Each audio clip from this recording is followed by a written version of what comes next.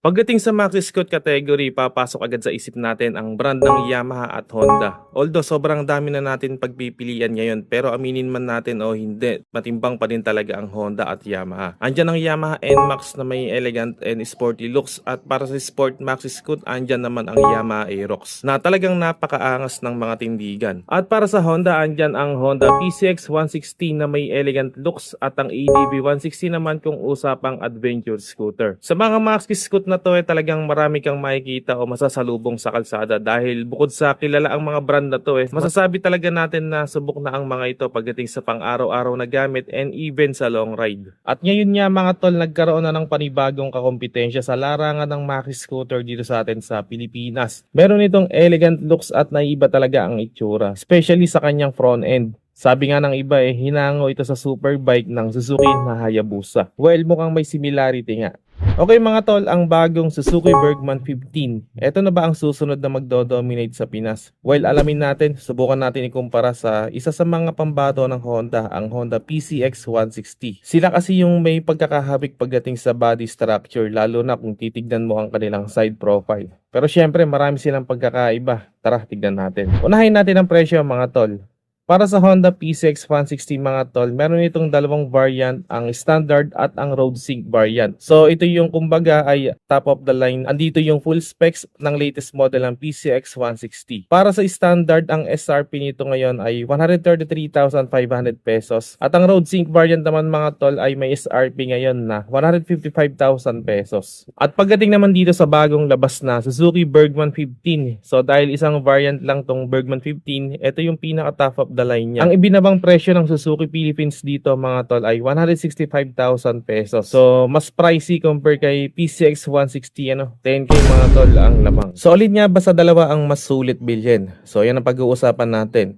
Pagdating sa makina mga tol, para sa Honda PCX 160, gumagamit ito ng 156.9cc liquid-cooled, single overhead cam, 4 valves, program fuel-injected engine, equipped with enhanced Smart Power Plus. So ito yung nagma-maximize ng engine performance, at the same time napapanatili nito yung fuel efficiency niya. At pagdating naman sa max power, may lakas itong 15.8 horsepower at 8,500 RPM na may hatak naman na 14.7 Newton meters at 6,500 RPM, connected to a CVT transmission. Pagdating naman sa makina ng Bergman 15, gumagamit naman ito ng 149.3cc liquid-cooled, single overhead cam, 2 valves, fuel-injected engine. Pagdating sa max power output, may lakas itong 14.2 horsepower at 8,500 RPM. At meron naman itong max torque na 14.2 Newton meters at 6,500 RPM. So ayan, pagdating sa technical engine specs mga tol, lamang si PCX 160. Usapang fuel consumption, ang Honda PCX 160 ay kayang maabot ng 45 kilometers per liter.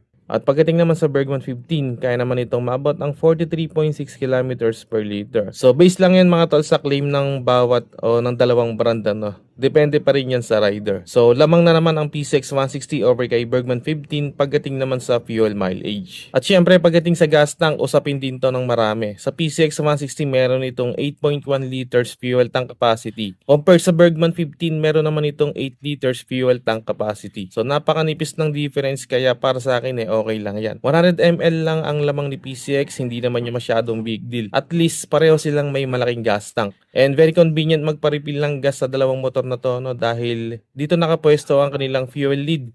So plus yan sa convenient features ng dalawang motor na to. In terms naman ng engine features, pagdating sa Honda PCX 160, naka-silent start na ito at equipped ng idling stop system. And yung ESP Plus na sabi ko nga kanina nagma-maximize ng engine performance, at the same time hindi naapektuhan yung fuel efficiency niya. At pagdating sa Bergman 15 naman, katulad ng PCX 160, naka-silent start na din itong Bergman at equipped din ng engine auto stop start. Yun nga lang mga tol, wala itong SEP Alpha na technology ng Suzuki katulad ng sa Bergman 125EX. Kaparehong technology ng ESP Plus. Siguro kung nilagyan ito ng Suzuki Eco Performance Alpha, malamang mas titipid pa ito sa gas consumption. Pero siguro abangan natin yung susunod na version nito, malay natin lagyan na ng SEP Alpha. Dagdag na natin mga tol ang bore at stroke ng dalawang motor. So para sa PCX, meron itong 60 by 55.5 na bore at stroke at may compression ratio na 12:1. At ang Bergman naman ay may bore na 57.3 at stroke na 57.9.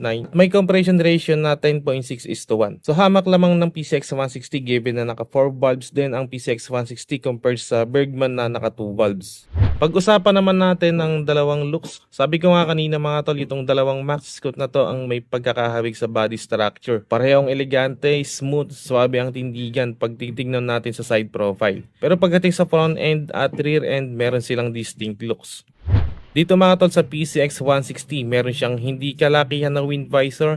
At meron kang mapapansin dito na V-shape at medyo may aggressive looks. Gawa ng kanyang DRL lights na nagmukhang sungay. At naka-split design ang headlight at syempre LED na lahat ng ilaw niya dito. At naka-integrated na rin yung signal light kaya compact din ang design. Very smooth at very elegant ng kinalabasan ng itsura dito sa front end ng PCX 160. Pagdating naman mga tol dito sa Bergman 15, katulad ng PCX, meron din siyang wind visor na hindi ganun kalaki. Syempre, very elegant din ang looks. So, hindi aggressive yung makikita mo dito. No? Pure elegance, kaya nga. Hindi katulad ng PCX may pagka-aggressive. So, nasa sa iyo na kung alin sa dalawa ang tipo nyo. Meron din itong split headlight design pero dito sa Bergman 15, meron pa siyang ilaw sa middle part which is ito yung nagpa-unique sa itsura niya para siyang may third eye. Kung yung PCX parang may sungay, itong Bergman naman ay may third eye. Alien yata ang mga designer nito.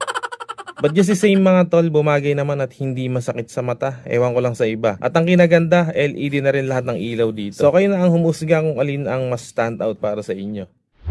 Sa likurang bahagi naman, parehong LED na lahat ang ginamit. Siyempre, magkaiba ang design. Para sa akin, parehong maganda, parehong kakaiba. Ang pinagkaiba lang ay yung signal light. Sa PCX, naka-integrated compared sa Bergman nakahiwalay. So wala namang problema dyan, ang maganda LED na rin ang ginamit. Pagdating sa panel para sa Bergman 15, ginamitan na ito ng full-color TFT display. May features din itong tire pressure monitoring, turn-by-turn navigation, and may capability din itong mag-adjust ng backlight. So maliwanag siya pag daylight at negative naman pag gabi o madilim. Para naman sa PCX 160, at dahil meron itong dalawang variant sa standard naka fully digital instrument panel, at sa Road Sync Edition naman, ginamitan na rin ang TFT display. At katulad ng Bergman 15, meron itong phone connectivity, turn-by-turn navigation, etc. Pagdating naman sa ignition switch para dito sa Bergman 15, naka-intelligent key system at equip ito ng anti-theft alarm at answer back function. At para naman sa PCX 160, ginamitan naman ito ng smart key system which is equipped din ng anti-theft alarm at answer back function. At sa utility features naman mga tol, pareho silang may USB Type-C charging ports. Pero para sa Bergman 15, meron pa itong extra na USB Type-C din na charging port sa ilalim ng upuan na magagamit naman ng OBR mo habang bumibiyahe. Pagdating naman sa seat design mga tol, so dahil pareho sila ng category, pareho silang may malapad at may premium design na upuan. And pareho din ng riding position na talagang relax kaya perfect pang long ride. Pagdating naman sa ilalim ng upuan para sa Bergman 15, meron itong malawak na storage na may sukat na 25 liters capacity. So kasya dito yung standard size ng helmet.